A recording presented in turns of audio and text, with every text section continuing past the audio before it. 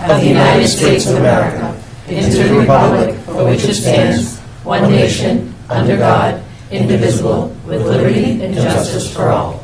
Mr. Chairman and members of the audience, could you please remain standing this evening for a moment of silence for Wilma Thomas, one of our cafeteria workers who's passed recently, and may she rest in peace. Wilma Thomas.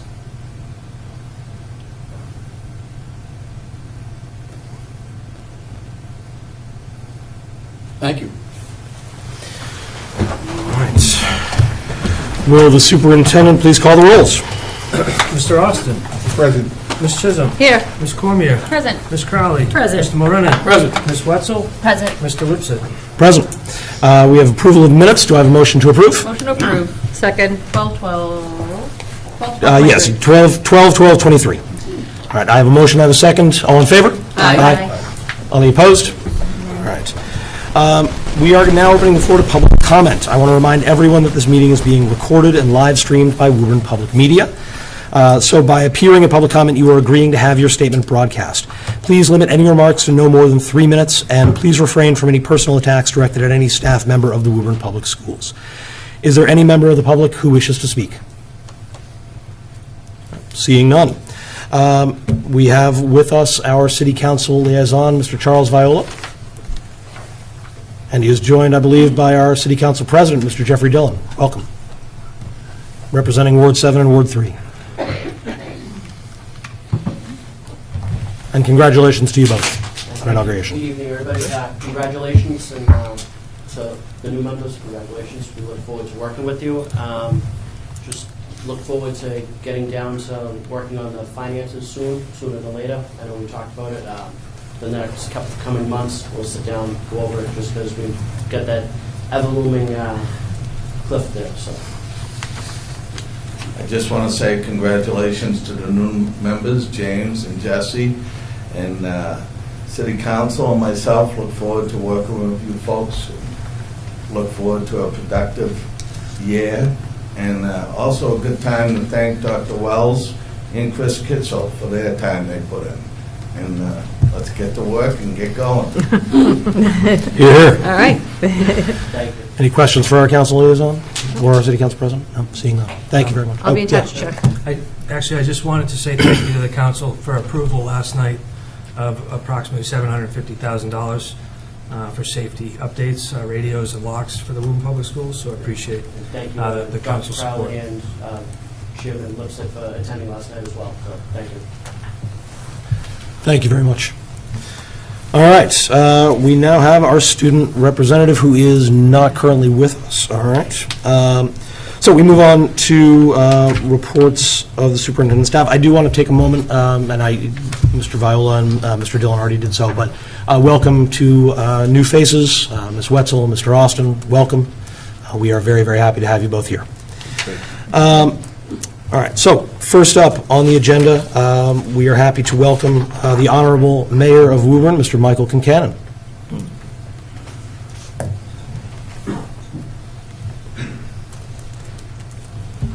Mr. Mayor, congratulations on your inauguration. Thank you for joining us tonight.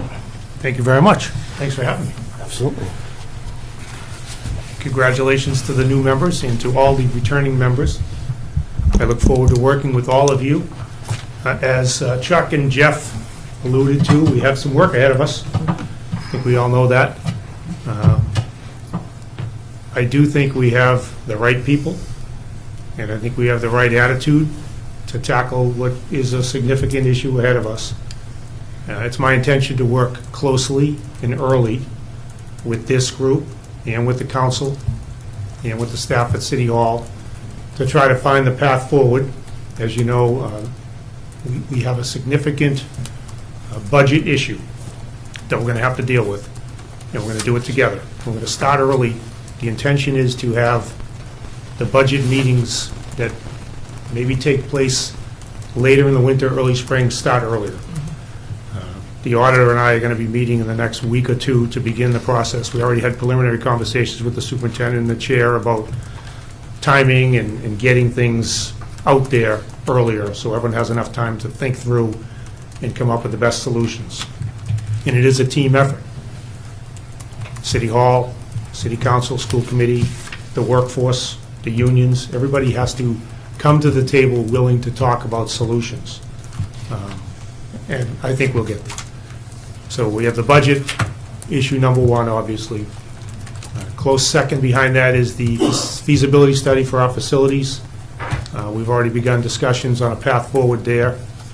We had the presentation here at the Joyce a few weeks ago, seems like a few years ago.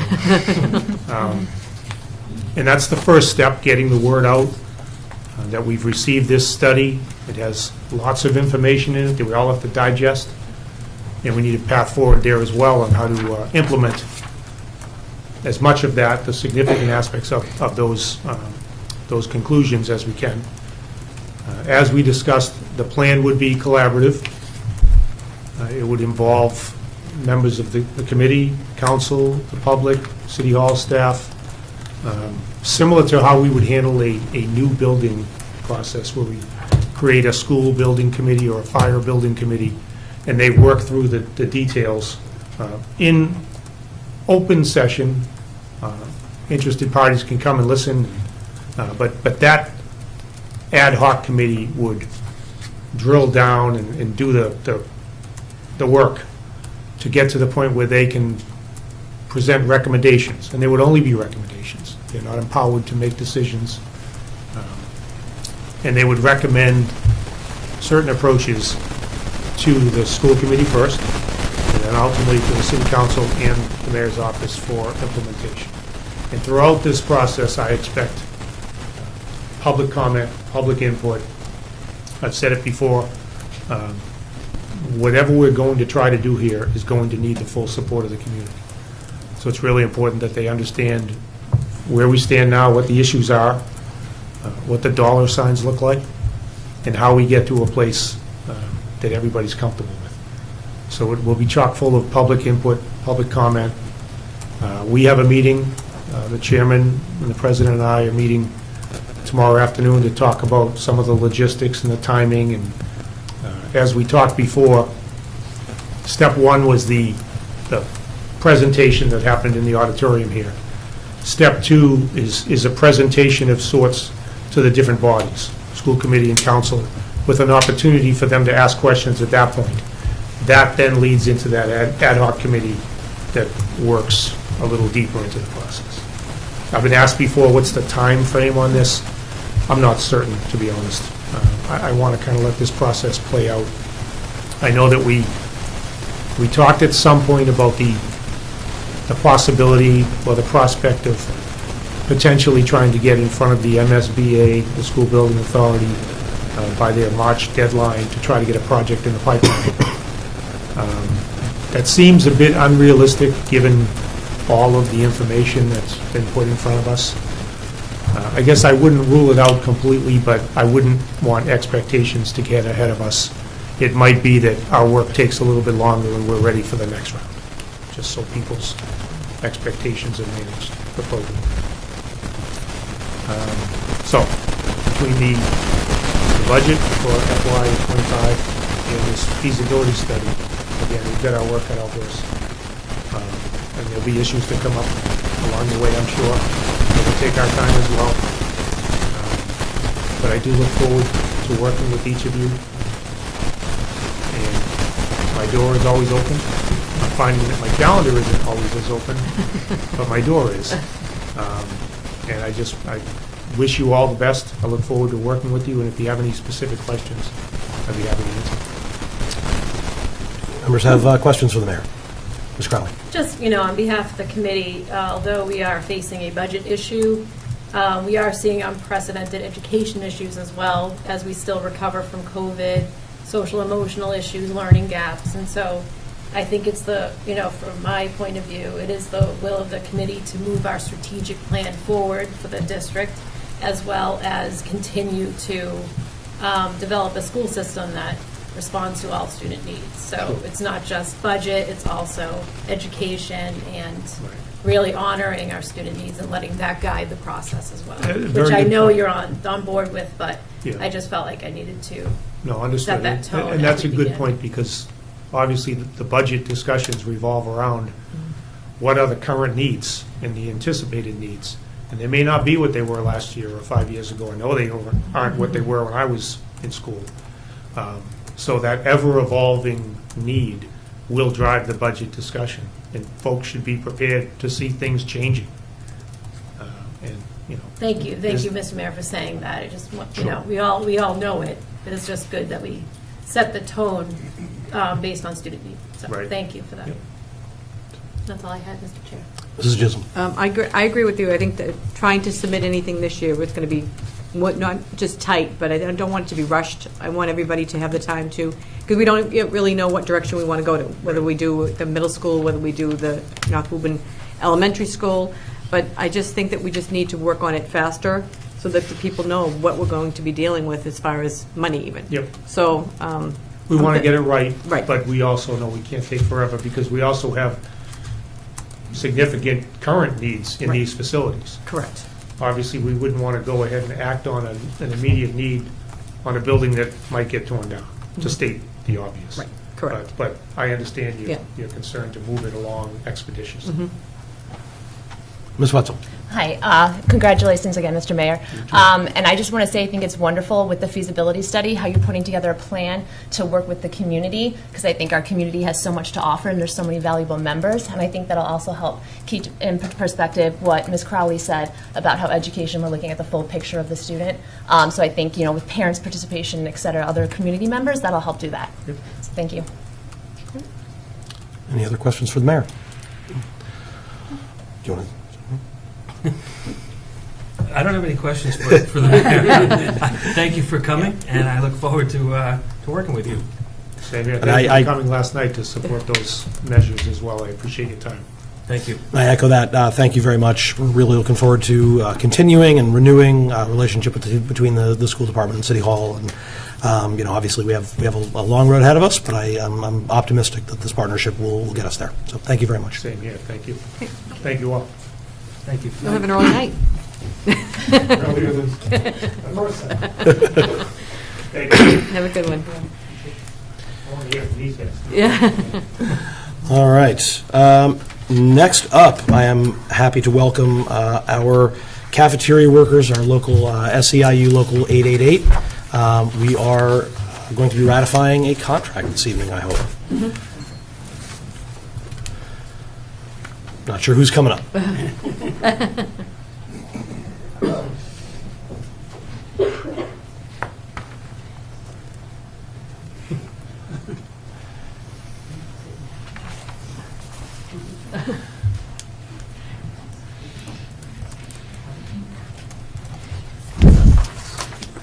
And for the committee, if you wouldn't mind just quickly introducing yourself, Ms. Judkins, we know you. You're welcome to introduce yourself anyway.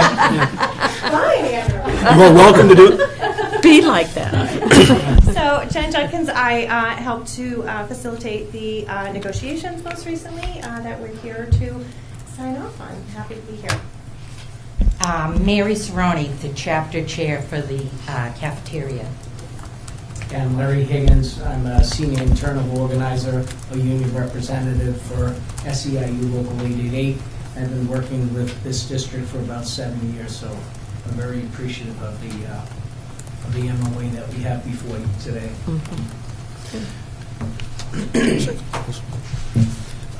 If you want, I don't know. So do we need a motion to approve? Or? Yeah, I would appreciate it. Go ahead. Yeah, you know, certainly before we do that, I want to thank everyone at the table and Mary, your whole team especially, for all of the hard work. First of all, that you do every single day for our kids, but also for all the hard work in putting together this contract. It took a little bit longer than maybe we had hoped, but we got there. And you know, you know, for your hard work, Larry's hard work, and I also especially want to mention the work of Ms. Judkins, who at the end was instrumental in getting a contract passed. So thank you all very much, and I'm happy we're able to start off the year this way. Andrew, if I could just, President McKeever, Tom McKeever is the president of SEIU Local 888. He asked me to extend his appreciation to you and to Matt and to Jen and Bob Alcanetta before you.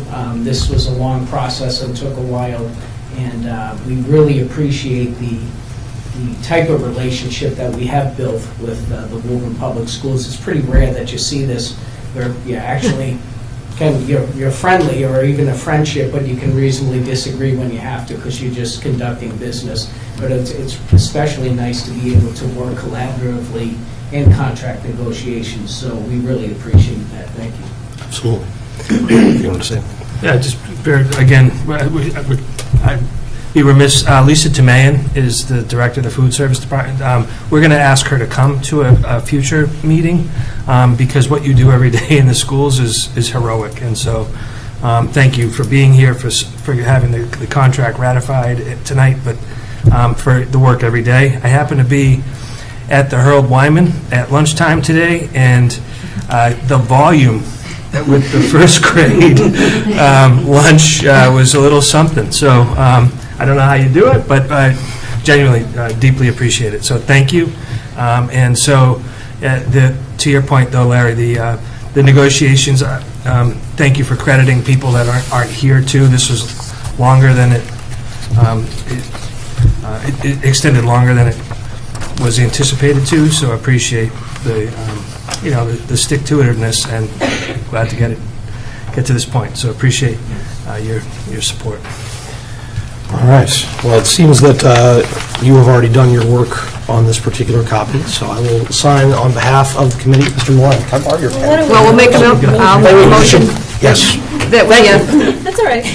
First-time chair. I will accept a motion to ratify this contract. Yep. The memorandum of agreement between the Woburn School Committee and the SEIU Local 888 Woburn Cafeteria Unit for a contract period of July 1st, 2022 through June 30th, 2026. And do I have a second? Second. Roll call vote. Yes. Mr. Austin? Yes. Ms. Chisholm? Yes. Ms. Cormier? In favor. Ms. Crowley? Yes. Mr. Morenin? In favor. Ms. Wetzel? Yes. Mr. Lipset? Yes. Fabulous. All right. Thank you very much. Now you can sign. So, on behalf of the Woburn School Committee, I am happy to sign.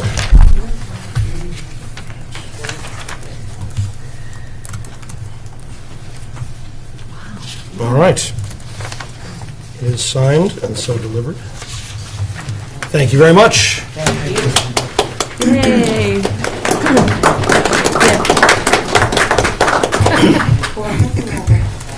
Appreciate you coming by. Thank you.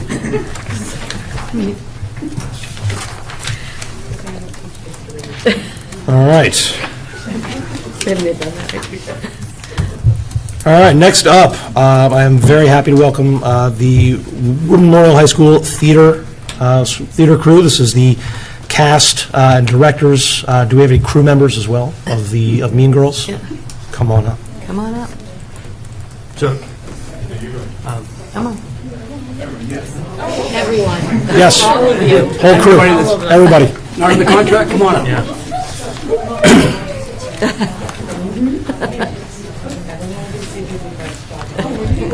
We're gonna move around so that Yeah. Surprise. they practiced this earlier. You got to remember who's leading them, Courtney. Yeah. Okay. Hello. My name is Susan Tifo. I am the curriculum coordinator K through 12 for the Visual and Performing Arts Department. Tonight we have our theater director, Mr. Noah Thomas, and we also have members of our chorus group who are under the direction of Mr. Brian Gilberti, who is actually doing the Mishawaka Choir tonight, so we had a conflict with auditions with them. So before I begin tonight, I wanted to share with you some holiday data. So, Mr. Crowley, you can do the next slide, which I think is nice. This is an infographic. And so the numbers that we have here, we had over 10,869 people in attendance for all of our shows. We had 9 event days, 16 performances. This is K through 12. We had over 2,599 students participating, and we displayed over 3,000 pieces of artwork. So the investment that you gave us, our department, about 6 or 7 years ago has truly paid off. There's a lot of people that are involved in our department, and I think the numbers show, and I think the community is here to support us with the evidence of that large number of 10,000 people showing up. I also wanted to remind you that our next program coming up in the spring, that's our big event, is Tannerfest.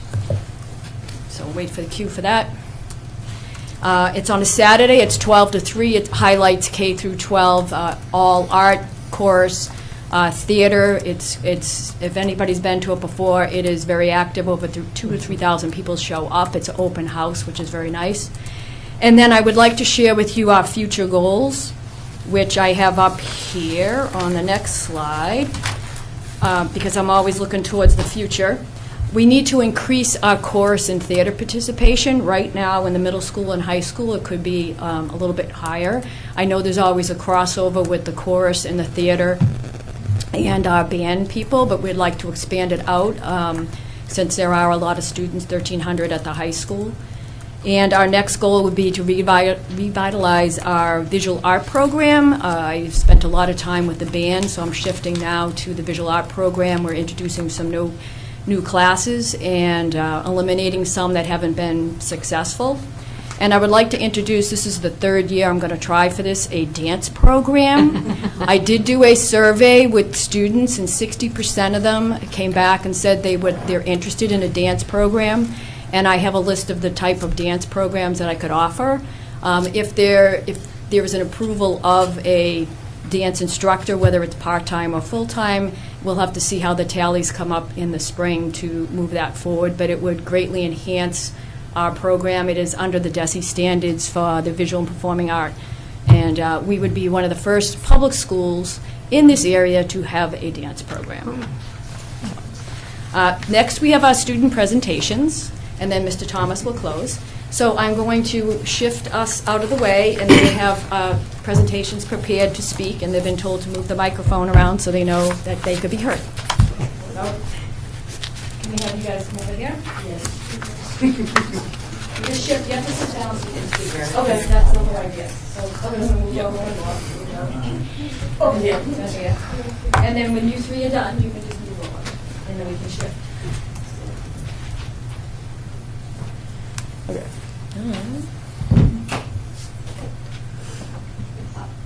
What you can do is introduce yourself and what program you're in. Okay. And you have to move the mic down. Okay. I'm Mia Poncia. I'm the president of chorus, a member of acapella, a board member of the Woburn High Stage Company. Yeah. Hi, my name is Kira Doherty. I'm also part of chorus and a cappella. I'm also a board member, and I've been doing theater since my sophomore year, I think. So. Hello, my name is Luna Crispo. I am a staff member on the Woburn High Stage Company board. I am the master electrician in charge of all of the lighting and electricals within the stage company. I've worked on multiple productions since my freshman year.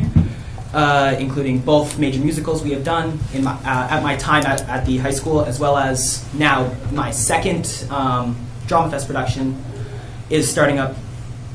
Well, it has started up, but that's me. Before we get on to us talking, Mr. Gilberti sent me something to say. So he said, "Good evening. I'm sorry I couldn't attend tonight's school committee meeting. I'm the director of the Mishwan Choral Society and have rehearsal that was scheduled at this time. However, this provides me with a perfect example to show how performing in the arts is a lifelong skill and that it can benefit you far past public schooling. Many of you have heard me champion the importance of music education, but it's always better to hear from the students themselves. So I'll turn it over to Kira." Okay. Again, hi, my name is Kira. I'm a senior at Woburn Memorial High School, and I've been in chorus for 4 years now. This year, I'm grateful to also be the chorus vice president. When I first signed up for chorus my freshman year, I only expected to learn how to sing, but after 4 years now, I know that I have learned to do so much more. In chorus, when 50% of our grade is based on our participation, we learn how to be more socially engaged in class, and we learn to work alongside of others, which both of these are very helpful for the future. For each of our performances, we try to make sure that we know all of our music ahead of time. Because of this, we learn how to work with deadlines, whether the deadline is a week away or 8 months away. For our most recent performance, which was our Winterfest concert, we started to learn our music before last school year ended. Singing in front of people is not an easy task at all, whether it is a solo by yourself or in a group of others. Being in chorus helps students gain confidence in themselves and their voices. I could go on and on about the many other things that I have learned from chorus, and and will apply to my life. However, that would take too long. Because of chorus and the people involved, I have found something that I really, really love to do, and I have decided to hopefully go to college for music. However, beyond that, I know that I will still be singing for the rest of my life. All right. Hi, my name is Nora Burke. I'm a senior at Woburn Memorial High School. I'm currently librarian of chorus and a member of the Woburn High Stage Company board. I've been in chorus now for 4 years, along with the stage company, and I've been doing musical productions since the 6th grade. Within the theater company, I've worked as an actress, a crew and design member, a singer, a dancer, and a board member. My experience within this group has been nothing but inspiring. Mr. and Mrs. Thomas, Mr. Gilberti, and Miss Caldwell all constantly create an environment for their students to shine. These performances, such as Mean Girls, the musical, help develop a wide skill set. During my time as Katie within this year's musical, and throughout my 4 years at this school, I have experienced how to problem solve, work on my public speaking, work with others, meet deadlines, and build my confidence. This community and group has been not only mine, but many others' inspirations and will continue to have a grasp on me throughout my life. Thank you for your time. Okay, so as I said, I am a representative of essentially the entire crew of the Woburn High Stage Company. We are the group that you typically don't get to see a lot, but that's kind of the point of our group. We do all the stuff that makes, not saying what you guys do isn't really cool and amazing, but we make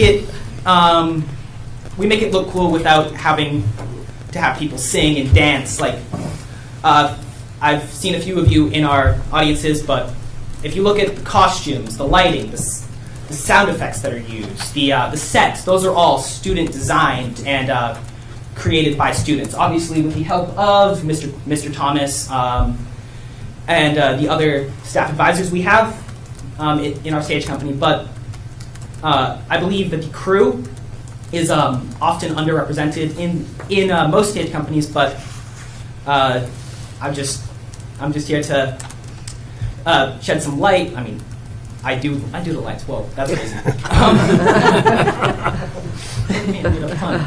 I can act too. But I'm just here to show that theater has changed my life in a lot of ways. Even though I'm just still a sophomore, I'm still very young. I still have a lot of time left at the stage company. But I'm definitely looking to pursue this in higher education and beyond that. But I really enjoy what I do, and I know a lot of others do, so thank you. Hello, I'm Valerie Verdier. I'm a junior and one of the chorus librarians as well.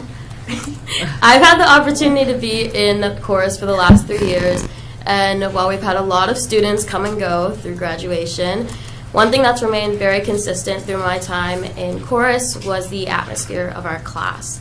There's always a bunch of different personalities, and every single person in our chorus is different and has a different background, but we're all able to come together and work as a well-oiled machine, not only to prepare for our concerts that some of you have been able to see, but also to just spend time with one another and take care of one another. There's always somebody that you can turn to in a time of need, and there's always at least one person trying to make sure that everybody feels welcome and no one feels alone in our class. From being in chorus, I've been able to learn how to work cohesively with many different people and learn more about different backgrounds and different methods of working together, which will help me build relationships and work with a lot of other people much better in my future, which I'm very grateful for. Thank you.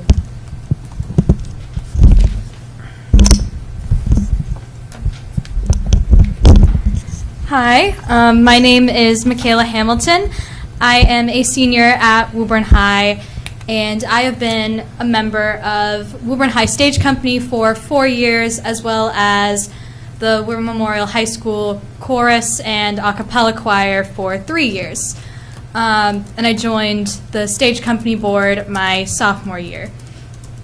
I just want to take a moment to highlight how important the theater arts program is to Woburn High.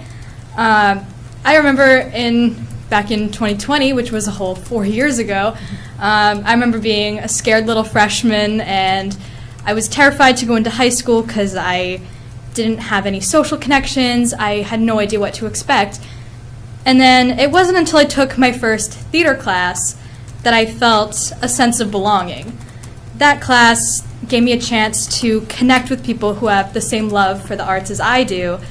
And it gave me a chance to learn how to learn how to perform for the first time. And I had performed before, but I had never really thought about, oh, maybe I'm kind of good at this. In that class, I learned how to analyze a character, but what I've come to realize over the last few years is that that whole time I've been building my own character. And each and every one of the educators involved in the program has had a huge lasting impact on all of the students. They've made it a safe, creative place, and they have supported every member of the company without hesitation. If there's something that you need, they will go out of their way to support you. And it's that type of support that makes Stage Company such an incredible thing to be a part of. Those educators really are the pillars of the company. Each show, from Lightning Thief to Mean Girls, has come with valuable lessons and memories that I'll hold with me forever. I know many others will too. We are beyond lucky at Woburn High to have a program that encourages students to workshop their technical skill while also becoming a second home to many of us. Having this incredible experience has helped me realize that theater is what I want to do. I wouldn't have realized that without the support of Stage Company. I went from somebody who was really timid and shy and couldn't even raise my hand in class, and now I want to pursue musical theater in college. So I wouldn't have been able to figure out who I was at all without Stage Company. I'm confident that the skills that I did learn in Stage Company will help set me up for a successful career. The performing arts at Woburn High, I think, are severely underappreciated. They have been the core to my high school experience, and I know several others would say the same. Thank you.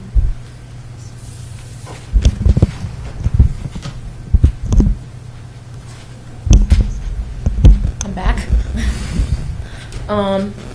So I just wanted to reiterate, I'm a senior at the high school, president of chorus, being a three-year member. Also a member of the board on the Woburn High Stage Company, member of a cappella, and I was also voted captain of the Woburn High's field hockey team. So I was not able to perform in the fall musical for the past 2 years, and although that broke my heart, last year we decided to put on a spring student-run musical with the Malcolm White Elementary School. That experience is something that I will never forget. The directors, my fellow castmates, and the kids were all just so amazing to work with. We got to know the kids, and they looked up to us. I recently saw one of the kids from SpongeBob attending Mean Girls. He ran right up to me and said hi, and we talked for a minute, and he told me how he still had the poster I made for him hung up in his room. This small gesture made me realize the impact that we had on these kids. It is an amazing opportunity for both the kids and us to be a part of, and I hope that there are more shows like this in the future. I'm also a member of chorus, meaning I had the opportunity to audition for a cappella. I did so sophomore year and got in. A cappella has been one of my most favorite after-school activities. It's such a tight-knit community of amazing people, and I'm happy to be a part of it. Everyone in that group is talented and works so hard. Their determination and drive is extremely admirable. I'm honored to be a part of it, and it's a huge part of my life and super important to me, and the commitment that everyone has made to continuously get better at singing and learning how to sing just shows the dedication in all of us. Thank you. Hello, so I'm Cameron Nye. I am a recent alumni of WMHS and the Theater and Chorus program. Theater really came into my life during my freshman year, and it was the place where I could really learn to be myself and accept who I am. That isn't due to Mr. Noah Thomas and Justine Thomas's true dedication to making sure that this is a place for anybody and everybody.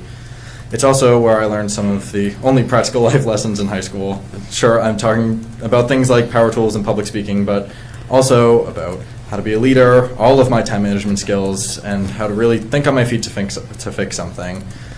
That's also certainly where myself and everyone I know learned some emotional maturity, which were the hardest lessons to learn. Those are the ones that I'll remember in 30 years, not how to find the derivative, no offense to calculus. Yes, it can involve some singing and dancing, which can be a change. But I can very confidently say that what I learned in theater has helped me and will continue to help me far, far into my life. By my senior year, I had already acted, directed, choreographed, designed, taught, everything you could think of. And that has done so much in helping me succeed outside in the real world. Joining at first was scary, but that was the single greatest decision of my life. Thank you.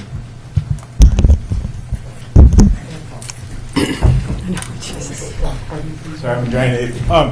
So I want to just, in wrapping things up here, I just want to point out a few things. Mr. Gilberti, Brian Gilberti couldn't be here tonight, but he's got 4, you can raise your hand if you're one of the officers that came here to speak, for chorus. And then, since those students were already speaking, they've been involved in theater for a long time too. And many of them, all of them really have had like pretty big roles, lead roles on stage in one production or another. And I asked 3 students, Luna and Michaela and Cameron, to speak. And I know Cameron was not part of Mean Girls, believe it or not. But I wanted to just kind of highlight a big cross-section of student experience. For Luna, as a sophomore, she's really taken sort of the reins of like the technical theater aspect and really done it in a way that not many students have, just really sort of embraced the technological side of the arts, which is really exciting. For Michaela, she's been on stage, and actually a number of these students have also been designers. Most of these students have also been designers, and so it's really exciting to hear these students come up and talk about being part of this company, because the company model, which you'll always hear me talk about pretty much, means that I'm not just an actor, I'm not just a technical person, I'm part of this sort of like family. Maybe it's a dysfunctional family at times, but it's a family where we all are like together doing the same thing, trying to make a production happen. And so that's exciting to hear about, because really there was no such thing as the Woburn High Stage Company before 5 years ago. And asking Cameron back, I just asked Cameron back because he's a freshman at Salem State this year, and he's not going to brag about this, but he did, he nailed the lead role in the upcoming production of Something Rotten, which you should all go see. He's going to be Nick in Something Rotten, but he also learned a bunch of technical skills. So I'm really proud of this group of kids. They all, in their own way, represent something special for this company, and I don't think I have too much else to say. I just, I really appreciate the support that has poured in. I have to say thank you to Sue Tifo, because without Sue, there would not be any of this program. I really, I know that she's not super tall, but she is a giant that I'm standing on the shoulders of. So there really would not be, none of this would be possible without Sue's constant support and harassment of many of you. And so, in closing, give me $1 million. Thank you. I was wondering if anybody had any questions. Preferably not ones offering $1 million. For another night. Ms. Crowley. I'm very impressed, because, you came here to speak to us, but really tied in your theater and chorus experience into how it improved your lives and your master electrician experiences, and I'm just really impressed. And thank you so much for taking the time to do that. And Mr. Thomas, I can't say enough. I'm just so grateful you're in Woburn and everything that you've done, and I'm just really thankful that you're here. We're going to keep them. When I got on the committee, there was very little, and now kids have all of these experiences, and it's just very moving. And Sue, I know you're very well, get emotional about it as well. So it's a great thing. Thank you. Thank you. Well, I just want to say congratulations to all of you, and for your seniors going on, I hope that you do well in the future. And it's just glad that you came before budget time, so we make sure, I'm sure Sue will be sending us all sorts of requests, but I really have strong support for the dance program. I think that that's something that kids can actually work through a lot of things on and get out a lot of frustrations, and I think that we could do that. Would that be something you'd want, like an after-school, or like a stipend position would be? It would be a teacher. I was talking to Diane Ivester. It would actually would like to get credit for phys ed or the visual and performing arts department, because it would fill what the DESI would be. Oh, I definitely. Graduation, so it would be I have a list. I'm surprised. If I could quickly just read, I work with Caitlin Caldwell, who did the choreographing of musicals, and we sent a survey out. 60% of the students are very interested, such as musical theater dance, creative movement, social dance, like, the ballroom, line dancing, musical video dance, jazz, hip hop, modern dance, world dance to bring different cultures in, and awesome. Performance dance. These are the types of dances, and I have the breakdown of the interests of the students that I will make sure that I give to Principal Dan when he proposes the dance program. Okay. But there is an interest, and I feel like this is the third year of me trying, and I would really like to see if it could go forward, even if it's a 2/5, 3/5 position to start. Noah started as 2/5 30-something years ago. I started as 2/5. Yeah. So if the interest is there, eventually down the road it'll be a full-time position. I think it's great. You have my support for sure. Thank you. Ms. Wetzel. Hi, I wanted to say a huge thank you to everyone. Big shout out of thanks to the students. I did theater in high school as well, so seeing you guys up there brought back some wonderful memories, and I can tell you everything you said that transfers into life after high school, very true. I'm walking it. And congratulations on your latest show, and I'm looking forward to the one this spring, so thank you. Do you want to introduce Yeah, should I jump in there? I realize I forgot to say, sort of in conclusion, so the next thing that we're working on right now is one act, but what I want to say about it is that we've sort of building this program and building, and I started the year of COVID, and so that kind of was like, a big mess. And so this is year 5 of this program, and a lot of students over the years have said, hey, it'd be really cool if we hosted the METG festival. And so this year, I just sort of held my breath and took the plunge and said, hey, let's just host it. We have a big facility. We can offer a lot. We can be welcoming. And so on March 2nd, for anybody who's interested, March 2nd is the day of the Massachusetts Educational Theater Guild, METG, one-act play competition. Kids all call it Fest for short, but there are 3 rounds of competition. We're holding a preliminary round at our high school, and I just found out last weekend we will be hosting 6 schools, which include Burlington Public, Malden High School, Peabody High School, what's the other public high school? Winthrop, and a couple of private schools on the North Shore, in addition to us. So there will be 7 really fantastic pieces of theater probably on stage. It's open to the public. Anybody can come. It's like a pretty big deal that we're doing this, and it's very exciting. It's also going to be a ton of work. But if you want to come check it out, it's open to the public. Tickets are going to be $10 for anybody who wants to stay any length of time. So we're very excited about that, and that's kind of a big. That's like one of those sort of inflection points to say, like, this is the stage that this program's at. What time would it be? Well, the first show is going to be at 9 a.m., so it's like all day. Right? All day. It's an all-day festival. Yep. We'll be there from like 6 a.m. to 10 p.m. at least. But you don't have to be there.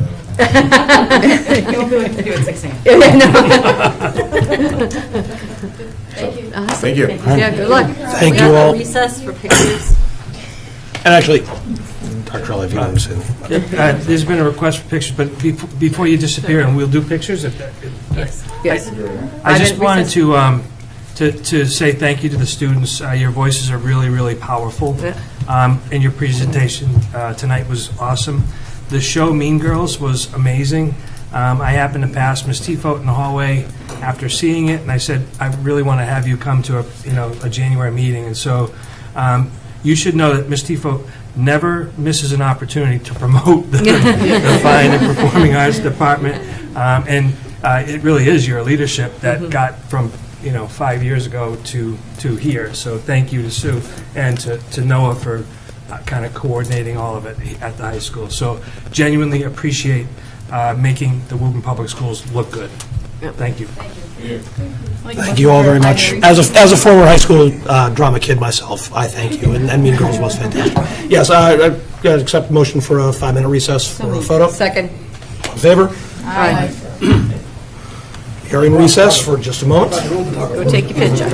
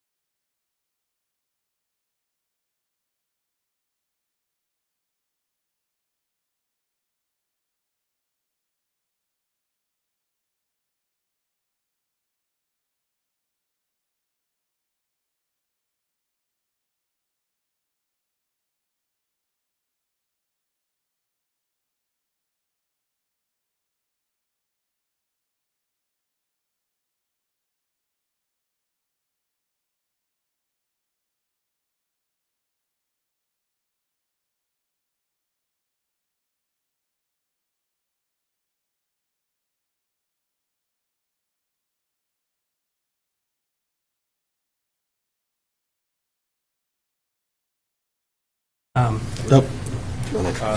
No. So I just don't know how to. I'm sliding. Yeah, it's a PDF. I think you're in a PDF, so just going to have to scroll. Okay. All right. It's shared too if you're, but PDFs are fine. We'll make it work. Okay. I could just talk through some general points too. So So, welcome everybody, congratulations again to James and Jesse, welcome back everybody. Congratulations, Chairperson Andrew.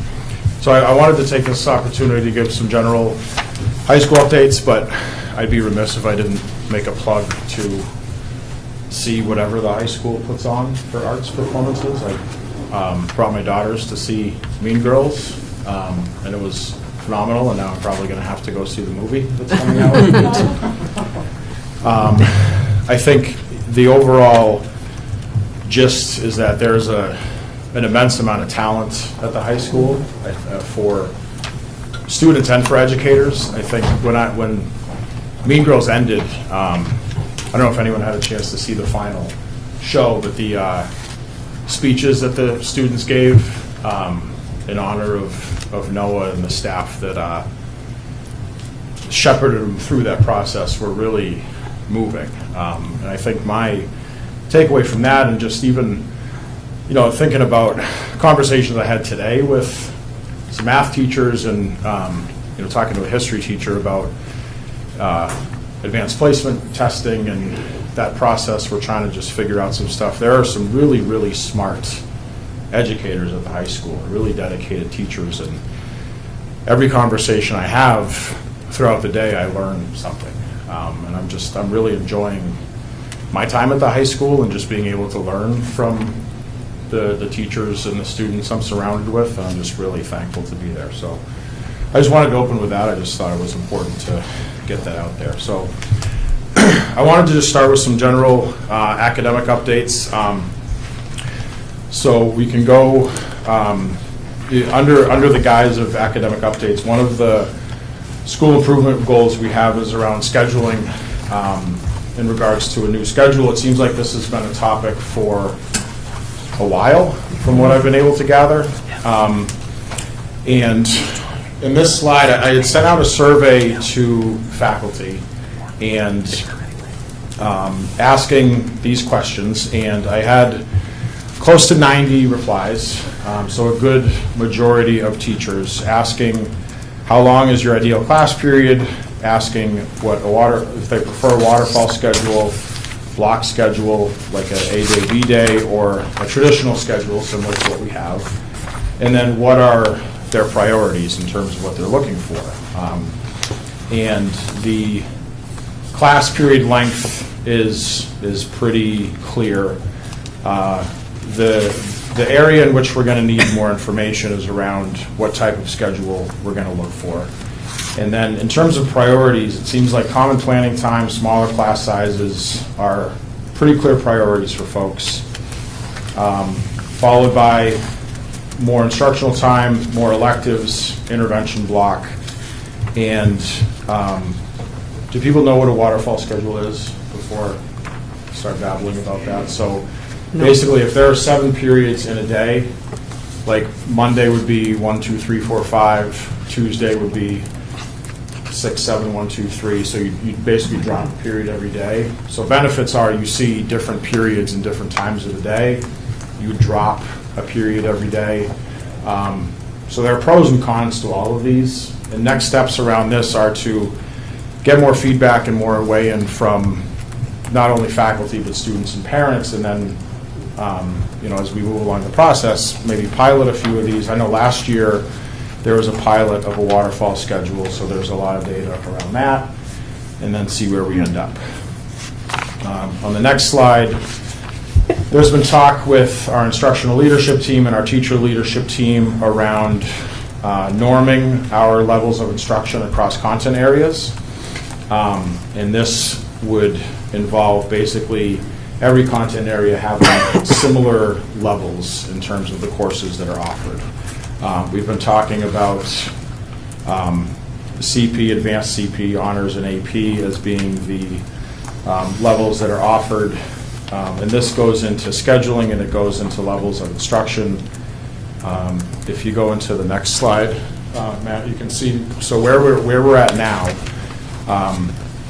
ELA, math, science, and history all have slightly different courses offered in the program of studies, and we want to make sure that we're offering what DESE basically requires, which is coursework and standards and content at least at grade level or beyond across all of our content areas, and making sure that it's standardized across all contents, all subjects. And so we're talking about basically language around that in terms of the program of studies, and process that we're using that's going to be data informed and objective in terms of how kids are placed into classes and what that process looks like. So those are some of the things in terms of our academics that are in the works. And the next slide is just a snapshot of what other districts, just a kind of a random sampling of what they have as far as levels of instruction. So there's a lot of CP honors AP, which is the direction a lot of districts are going into. There are some CP, advanced CP honors. The things that won't change are having advanced coursework, things like honors, AP. Those aren't going anywhere. I think it's important to challenge kids, but making sure that kids are receiving grade level content and standards. The other thing I wanted to touch on, school culture, safety, discipline, things like that. So a couple points I wanted to talk about. So we've been talking about a position for the high school titled a school culture specialist, and basically it's a reallocation of our high school family and community engagement liaison. And it seemed to kind of fit a missing need where we've been working with our family community engagement team and looking at kind of that missing level between teachers and the assistant principals to be more student-facing than those positions typically are, and taking advantage of a vacancy that we had to basically rework that position to be that student-facing person and basically be responsible for supervision, immediate responses to discipline, managing consequences and communicating with teachers, and responding to any concerns that might have been brought up around safety and discipline, and managing the transition that Woburn seems to be going through in the rapidly changing demographics and transitioning to almost an urban high school very quickly. There are a lot of other districts, a lot of other communities that have positions like this, and looking at that model, it just sort of happened that we have this vacancy, and we saw an opportunity to take this existing position, this grant-funded position, and rework it to respond to a need at the high school. So that's what that position is. The other thing in terms of our, sort of ad hoc update is an update we're putting in for Power School to better manage the referral process and communication around discipline and referrals, so that we're doing a better job as an admin team in terms of communication and responding to teacher concerns. And if teachers submit referrals, sometimes they aren't responded to right away by admin, by the admin team. So we want to make sure that we're addressing things promptly. And so there's a program similar to one that we already have for tardies, where teachers submit referrals, everything's automated in terms of communication, assigning consequences, so things are automated through our Power School system. So that's what this plugin will do for us. Also allow better reporting on our discipline outcomes. And then the next slide is just an overview of what, in general, discipline has looked like at the high school for the first half of the year. So we have chemical violators, which is mostly vaping, threats to staff, weapons, and then log type is just log entries in Power School. Those are our referrals. So a little over 88% have been for skipping, and 21 chemical violators.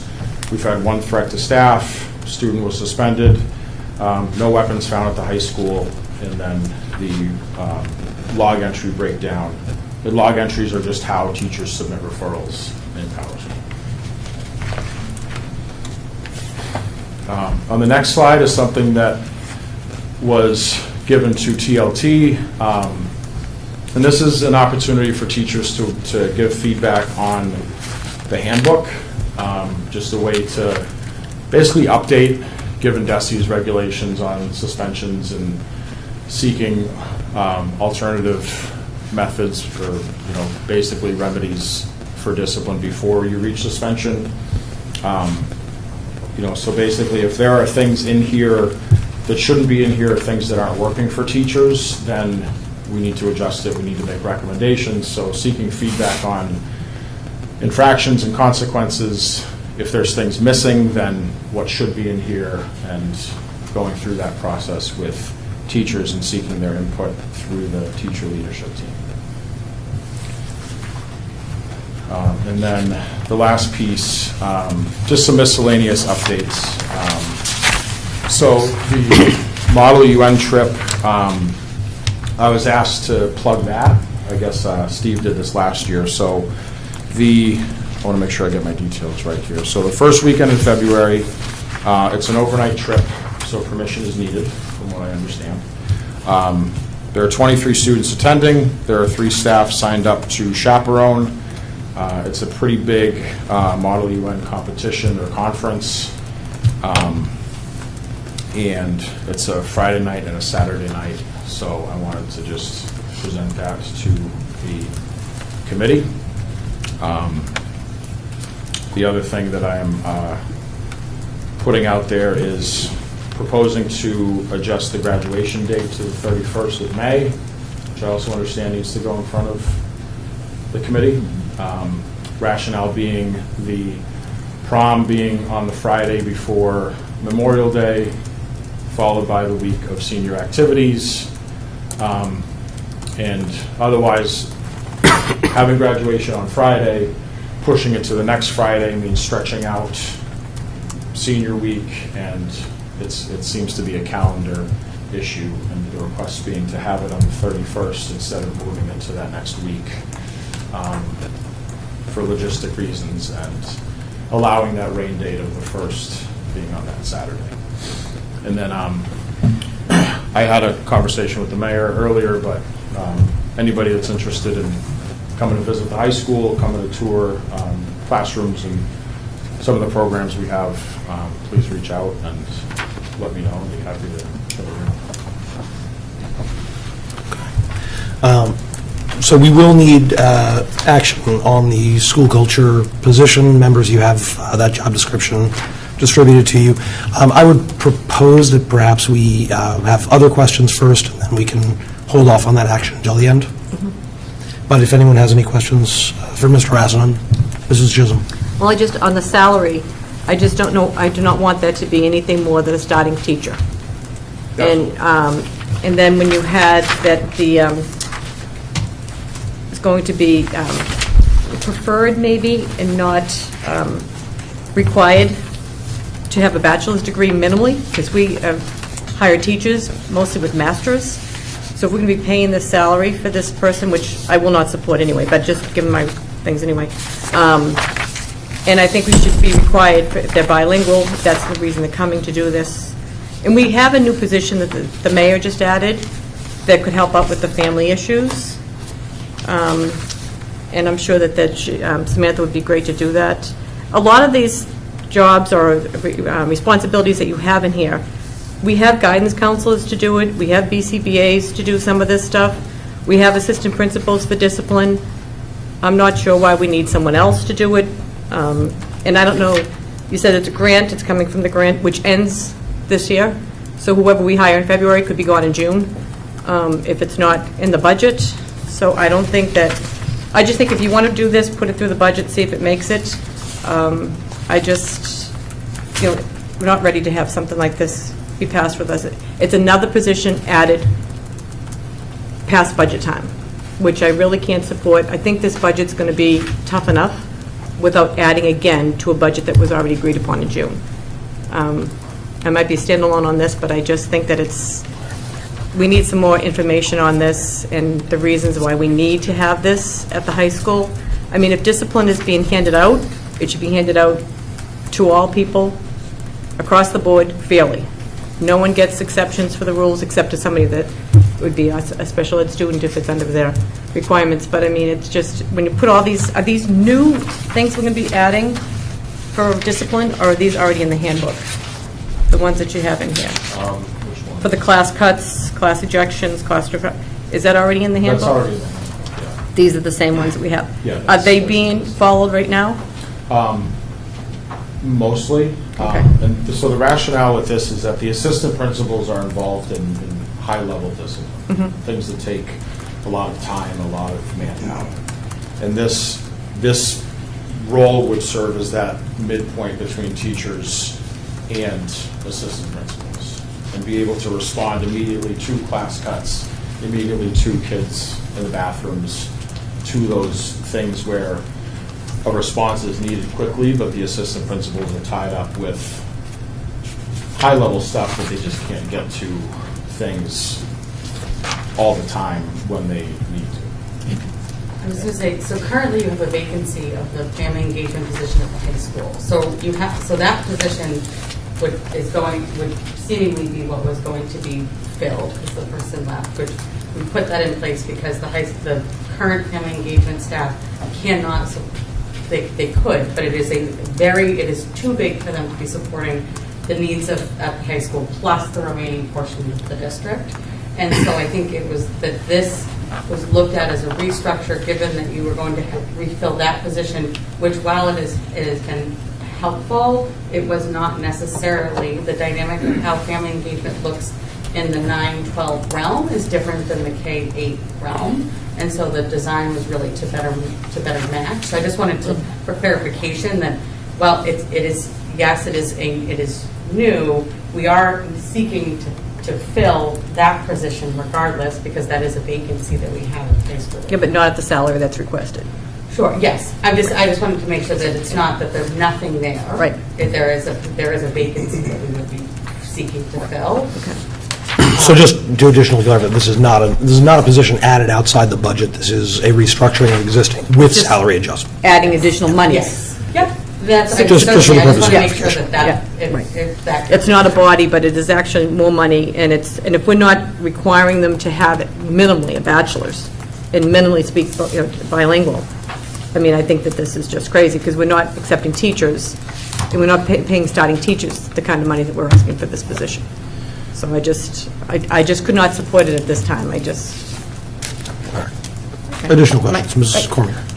Yes, I guess anybody, or Mr. Essman, this comes out of Title I, is that right, when you say grant funded? No? No, so it's I'm not currently it's currently being funded out of the newly arrived grant.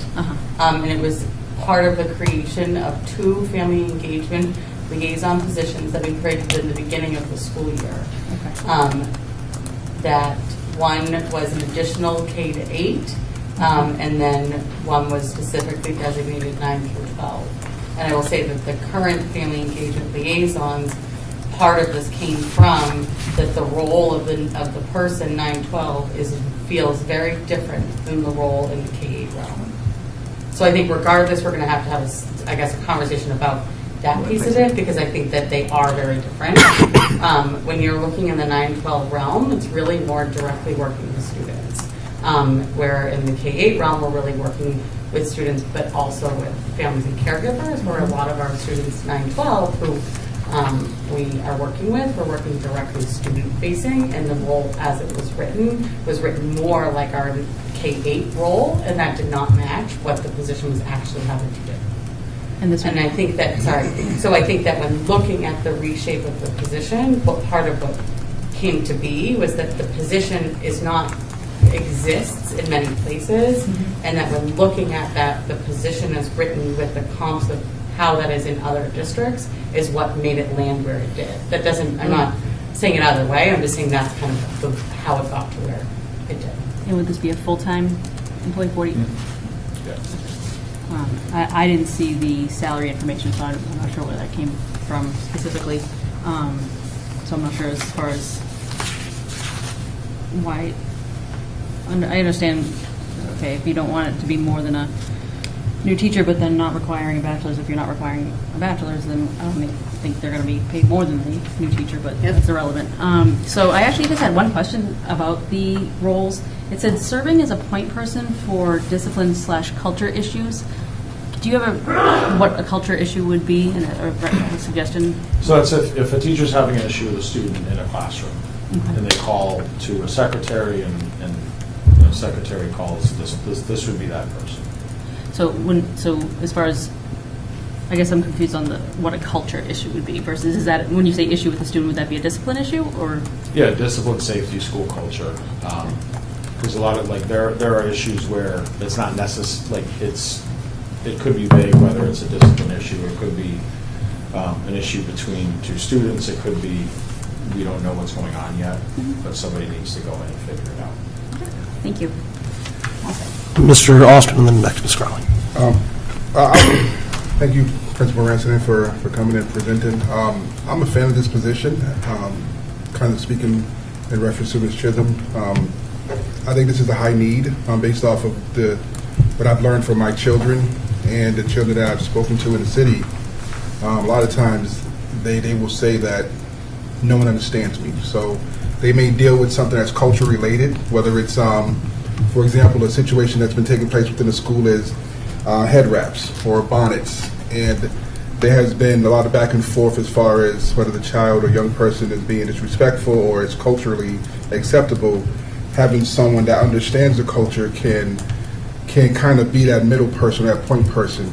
Or a lot of times I hear a lot of young people will say, oh, that person is being racist. And I will hear the situation and I'll say, well, that doesn't sound like they're being racist, they may just being rude. And so having someone that's of color or someone that looks like them can kind of be in the middle, where someone that is Caucasian will maybe say, that's not racist, and then that young person will say, yes, it is, and it'll be a back and forward. And it's really a power struggle there, rather than someone that's from that culture and understands the situation can kind of shed light. And what I'm particularly excited about is building a relationship. As you guys know, some of you know, I'm a big fan of community partnership and establishing relationships. And when I see that demonstrating cultural language differences and engaging with the families, I think is really necessary, especially as a huge Haitian population. And if this person does speak Creole, or maybe they're familiar with the culture, I think that'll be a huge benefit. A lot of the kids in the school come from Haiti, and I'm not Haitian myself, but I know of the culture, and it's a very tight-knit family, and I think having someone that understands is really helpful when it comes down to dealing with culture within the school. As we know, the school is shifting. Ms. Crowley. I really appreciate Ms. Chisholm always bringing up really pointed, very articulated points about, spending money that, setting a budget and then adding positions in. So I deeply appreciate her concern. But when I look at this position and I think about it, I feel like it's building an infrastructure responding to student need that the principal is seeing. And I'm also thinking about the children that I represent, that if there had been a human adult that had known what was happening in the school and had been in places where they saw something escalating, perhaps a child would have been more safe. So I feel pretty strongly that this is simply a recalibration of a family engagement position to really be more student-facing and get into get in front of the students and see what's happening in the school, and really handling what I believe to be low-level disciplinary offenses, not your high-level danger, unsafe things, but your skipping classes and vaping. Those are very serious offenses, but maybe intervening with an adult can stop that before it escalates to something where they start losing their education. So I don't want Ms. Chisholm to sit here. She said she was going to be the only person, but I just like to follow the law. It's kind of funny. But I'm in favor. I think that the committee should approve this. I think we should, pilot it, see what the data looks like, and then we add it into the budget. If it's showing great results, then we know where we want to head with it. So that's my 2 cents. Thank you, Mr. Chair. So, I'm sorry, Ms. Wetzel, go ahead. I just want to say I agree with Ms. Crowley and what Mr. Austin said. I did have one question, though, with maintaining high expectations for achievement for all students, particularly the traditionally underserved. You mentioned students with disabilities and limited language, et cetera. I'm wondering if this position would come to IEP meetings or how that would work and how that would be followed. It's certainly possible. I think the key with this position, especially with it being so new, and I think to your point, Ms. Crowley, like really looking at how we're going to measure effectiveness, like maintaining flexibility, and the key being like maintaining high expectations for students and for conduct and behavior and all of the things that school culture encompasses. And if attending IEP meetings is one of the things that they should be doing, then that's what they're going to be doing. And I think if not, then it's not appropriate, then that's okay too. I think having the opportunity to do so is one of the things that can be built into this role.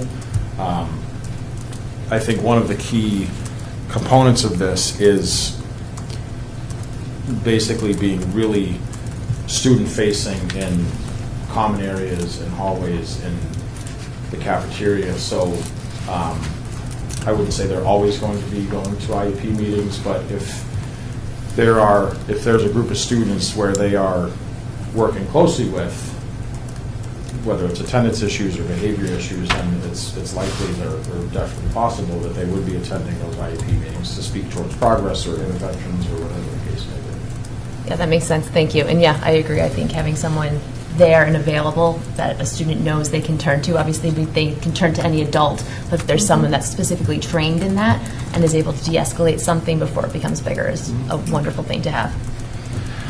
Mr. Malone, you had something, and then we'll go back to messages. Yeah, thank you, Mr. Chairman. Back to the discipline slide, if I could. The skipping, would that be categorized as skipping a class or skipping the whole day? That doesn't really indicate on this slide. Yeah, those are write-ups for skipping a class. Skip the class, not the day of school. Yes. So, Ms. Smith, they skipped Ms. Smith's class, and that's the findings of 88.4%? Yep. Those are the 88.4% of the write-ups that we get. Okay. Are for skipping. And regarding the cultural position we're talking about also, where do the peer mediators come in? We had peer mediator groups up there that were kind of similar to this situation where, there's a little bit of a disturbance, a squabble, and you kind of, before you get a high-ranking discipline, you kind of sat it down yourselves, and the students themselves kind of worked through that. Is that still in existence, or is this? Yeah, very much so. That program's phenomenal. They are, very much in play, and they get referrals and they handle incidents. But it's peer mediation, so that's when there are issues between two students. They wouldn't necessarily be involved if kids are vaping in the bathrooms or kids are skipping classes. They get referrals when, for example, when guidance counselors or social workers get word of potential issues between two students. They get referrals for those issues, and they get involved when appropriate. They do a phenomenal job. Okay, and the supervisor of attendance, is there, so that's skipping class, but what about, I know we talked, a while back before the holidays about overall skipping and attendance issues with DESE and whatnot. How do you find that, fairly new right now going into the new year? There's no mention of this particular individual working with the supervisors of attendance to make sure that, these students are showing up, are going to school. Again, as it's been stated, why aren't they going to school? Can we remedy that situation first and get them, to be in the buildings?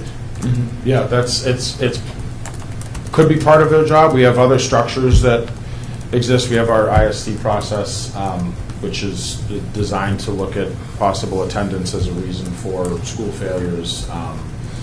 There are teachers that reach out to families. I think attendance is certainly a team effort. It's something that we are struggling with, as is, I think, probably every school in the Commonwealth. So it's certainly possible that this role is also going to be that, but we're all working towards attendance as well. And I think attendance panels and attendance committees looking at some of the really heavy hitters when it comes to our attendance. I think it's, like you said, it's crucial to understand why aren't kids coming to school. And there are reasons for that. And once we know the reasons for that, we can design interventions and then figure out who is going to be delivering those interventions. And I think, if I could just, piggyback off Ms. Chisholm's point about the grant, the new person, the different qualifications and qualities that this person will bring up to Memorial High School, and how long will they be there for? It's budget time, it's difficult. That's going to be a tough sell. I mean, obviously, the needs there, the requirements, the bilingual thing, you can't ask for that on an application. The cultural things, you can't ask for in applications. But obviously, there'd be a search committee or something put together and interview the correct people for the correct position. I think I saw something else on here about a managed admin and potential Saturday detention. Would that just be an add-on to this in the event of, if needed, Saturday detention programs? Yeah, we're working on that with the assistant principals. That would be something where they wouldn't necessarily have to be at Saturday detention. We would probably issue a stipend to teachers to manage it. Saturday detention is currently in the handbook. It's one of the things I want to get feedback on. Okay. I don't think we're using it because I don't think people want to come man Saturday detention. It's not very popular, but so I think things like that, but just managing the process, and that's what that plugin will help do, is like who's getting Saturday detention, who's attending. A lot of the data tracking is what this position will do as well. Okay. Obviously, I guess I'll be in favor for the trial period or the pilot program, whatever. The graduation scheduling issue, if that's going to fall into prom and testing and seniors getting out and doing all they have to do, then, if 5/31/24 works for you, we'll, get that at a later time, I assume. So, appreciate your presentation tonight and all the information you've given us. The same with the cultural specialist. I look forward to see where it goes. Thank you. All right, Mrs. Chisholm, and then I think I'm going to ask for a motion on this. Okay, yeah, I just have, what would the degree be in? What would, would it be a teaching position? Would it be someone with psychology? Would it be? It depends. Yeah. It depends. I think what's more important for this type of work is the experience. There are different types of youth work and experience with youth that I think would more directly relate than educational experience. And typically, like Malden High School, for example, has deans of students. And a lot of these types of positions are bachelor's preferred, because when you are student-facing in terms of discipline and culture, it's looking for personal background experience with youth work can a lot of times trump educational experience. Okay. And how many students do you think that this person would be handling? They would be student-facing in terms of all students. Okay. And I thought that when we did the handbook, I thought we took out that Saturday detention because Dr. Wells and I said that we haven't used it in eons. I thought that was coming out of the handbook. It's there in one part in terms of a certain progression. Oh, okay. So we're going to work to Yeah, because I thought we had taken that out last year because we hadn't used it, and I don't know how many teachers would be willing to come in on a Saturday to do it. And again, don't start that without having money for it. No, of course. This one's head will blow off her shoulder. Of course not. Yes, 100%. Okay. So at this point, I think we should ask for a motion on this position. I might suggest that we have a motion to approve the position and discuss salary at finance and personnel. Sure. So if I could have that motion. I'll make a motion to approve the school culture specialist role overview and key responsibilities. Second. Okay. Any discussion on the motion? All in favor? Aye. Should we do a roll call on that? Sure. Okay. Let's do a roll call. Mr. Austin? Yes. Ms. Chisholm? No. Ms. Cormier? In favor. Ms. Crowley? Yes. Mr. Morenon? Yes. Mr. Wetzel? Yes. Mr. Lipset? Yes. All right. Are there additional questions for Mr. Rasmussen outside of the school culture position? Ms. Crowley? Yeah, I just also, I know we spent a lot of time talking about that, and I think clearly you're tackling any discipline problems that you might be seeing at the high school. But also, it looks like you're looking at academic rigor as a goal as well. So I just wanted to give you a little opportunity to talk about how looking at scheduling and all of these implementations is going to help increase rigor and access to education for students at Woburn High. Because these are pretty substantial progress towards looking at scheduling, so I wanted to talk about that for a little well, bit. I think the thing with scheduling and looking at the levels of instruction, that we have so many sections of courses to schedule that there are so many constraints on the schedule that it makes it really hard to have smaller class sizes, and it makes it challenging, even thinking about things like Noah's program and the arts classes and offering access to, things like AP classes when there are so many constraints on the schedule. So if we're scheduling CP, honors, AP, then we're going to have lower class sizes because we'll have more sections of one type of class. We'll have more sections of like CP English 10, and we'll be able to spread out kids. And from what I've seen in classrooms, teachers are doing a really good job of scaffolding and differentiating, even if they may not think that they are, but the work is really good. The teaching is really good.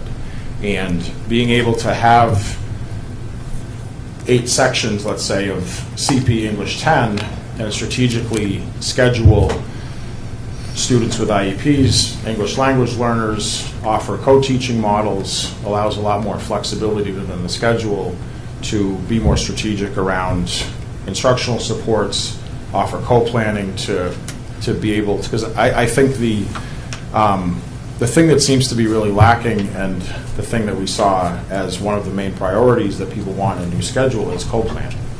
And co-planning with special education staff, co-planning with our multilingual learner staff to offer scaffolding and differentiation supports, because that's where that comes in. I think it's completely unreasonable to say to teachers, here are, this huge swath of different types of learners, and not give any sort of support in terms of planning time and say, okay, work your magic standing in front of the room. That's not how good instruction works. So offering planning time and common planning time and supports for people to continue differentiating and scaffolding and continuing the work that they do with class sizes that are smaller, I think the rigor will go up. And I think what that will do is, if you increase the rigor in 9th grade, it'll increase the pool of what's available for AP language, for AP classes, for our advanced coursework, increase the pool that's available for the arts courses and our science pathways. And I think if you start from the experience of kids that when they walk in the door in 9th grade, then it's a bottom-up approach that I think will show a lot of dividends. Well, I'm really glad I asked. That is very interesting. So, like a vision for a schedule, hypothetically, could be a teacher allowing to work with another teacher, a special educator, to better adapt the classroom to all learners. Wow. That's the idea. Okay. I thank you so much for thinking about these things and coming to us. Thank you. Wow. Mrs. Chisholm. One other thing, with the graduation date, I don't know if we should vote tonight, but has the kids talked about this at all? Yeah. Okay. This came from the faculty, from the senior advisors. Okay, because I'm just nervous, because it's already been on Facebook, and that's gospel. So Oh, it's already been there that I'm it's aware. June 7th, so. I feel like I'm late to the party. Right, with this. well, only because of people that are flying in. Yeah. Grandparents and aunts and uncles and whatever. So as long as we can get that before us, maybe at the next meeting, so if anybody has any feelings about that, they can come to us before we vote that. But that needs to be done sooner than later. Yeah. Because like I say, it's already been out there that that's the date, so. That's why I was kindly instructed Yeah. to bring it to this August body. Yeah, thank you. Yeah, so to that point, I think we should look at both Model UN and graduation. If we could get, for the committee's purpose, additional documentation, correspondence, just sort of running down the rationale, that would be really helpful. And then we can make a motion on it. Get more information for that. Awesome. All right. Any additional questions for Mr. Assanen? All right. Thank you very much. If you wanted to say anything, Dr. Thank you very much. I appreciate your time and presentation tonight. I'll see you tomorrow. All right. Moving on to, I believe that's the end of our regular program. So, moving on to subcommittee reports. Have any subcommittees met at this point? Would policy meet? Okay. Next week. Friday. Okay. So what I would like to do, discussing subcommittees, and I believe I mentioned this, or I've mentioned it to some of you perhaps in person. I think for the benefit of the public, for the benefit of our team, and for the benefit of the subcommittees, I would like to revisit the idea of doing regularly scheduled subcommittees at a particular date and time each month. So for, the first Monday of every month or however it falls. And that would be up to each individual subcommittee to determine. Obviously, if there's a month where it doesn't work or we need to move something around, we can do that. But I think for the benefit of having better public engagement on these, making sure that we have a regular meeting so that we can address things before suddenly realizing that something's coming up, and giving us plenty of lead time. So what I would ask is, in addition to any reports that subcommittees have in our next meeting, that you report out also on discussions on any kind of permanent scheduling. I would say monthly would be the basis. I would imagine Mrs. Chisholm, Finance and Personnel would meet bi-weekly. Twice a month or bi-weekly, however you determine that. But yeah, so at our next meeting, I'll be asking for updates on that as well. And is there anything further from subcommittees this time? Okay. So we will, so Mrs. Chisholm at Finance and Personnel, you'll also talk about the salary for the school culture position. Right. Okay. Correspondence. Did anyone receive any correspondence to report? No. Okay. Actually, Oh, yeah, Ms. Cormier. I will mention right now that policy will be meeting on Friday at 7:45 a.m. Okay. Just to get that out there. And secondly, I just wanted to mention the Education Foundation grant program is closing on Tuesday, the 16th, and they will be awarding a total of up to $25,000 in up to $1,000 increments to Woburn educators, and you can go to www.woburnedfoundation.org to apply. And the winter raffle has also been announced. This is an online raffle from January 29th through February 9th, and prizes include designer purses, restaurant gift certificates, and more. All right, so to any Woburn educators listening, make sure you get your grant proposals in, and to anyone listening, make sure you buy a raffle ticket. I did have one piece of correspondence from a Miss Shannon Snow regarding bilingual education programs and requesting discussion of adding Portuguese as a language option. And I would actually like to kick that to Mr. Moran, not to the curriculum subcommittee, to discuss. I believe I forwarded that email. I believe I forwarded it to Mr. Kissel when it came in last month. I don't know whether he forwarded it to everyone. So I will forward it to you and make sure, and to Ms. Young, and make sure that gets out. And that brings us, unless there's any other correspondence? The one that you forwarded to me, but I'll take care of that. Okay, yeah, thank you. Any future agenda items? Did you change the 31st? No. Change 31st? No, that's good, right? No, That's still good. Graduation date. Yes, so graduation date, we will discuss the Model UN, we will discuss, so we will get some documentation from Mr. Rasmussen on those. And then Maureen Willis from the Ed Foundation regarding the Caring Community Grant. All right. I'll reach out to her. Perfect. Excellent, thank you. And just a reminder as well, and all of the members have confirmed attendance at this, but on Saturday morning, 9 a.m., we will be meeting at the Woburn Memorial High School Library for a school committee workshop that has been posted as well. So thank you for your attendance at that. Any other future agenda items? No? Okay. So we do have executive session on the agenda here, so I will accept a motion to go into executive session. I'll make a a motion to enter executive session for the purpose of discussing strategy with respect to collective bargaining or litigation if an open meeting may have detrimental effect on the bargaining or litigating position of the public body and the chair so declares. Yeah.